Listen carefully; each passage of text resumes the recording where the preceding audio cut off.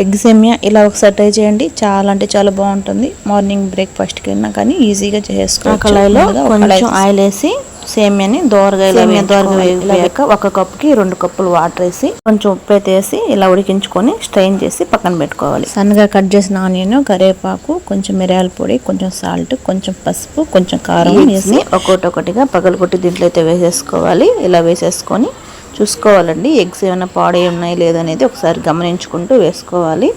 ఇలా అన్నీ ఒకసారి వేసేసుకొని నేనైతే ప్లాస్టిక్ బౌల్ కాకుండా ముందుగా స్ట్రెయిన్ చేసి పక్కన పెట్టుకున్నాం కదా సేమియాని కూడా దీంట్లో వేసి ఒకసారి కలిపేసుకోవాలి. ఇలా అన్ని కలిపి పక్కన పెట్టుకున్నాం కదా, ఇప్పుడైతే కళాయి పొయ్యి మీద పెట్టుకొని ఆయిల్ అయినా సరే నెయ్యి అయినా సరే వేసుకోవచ్చు.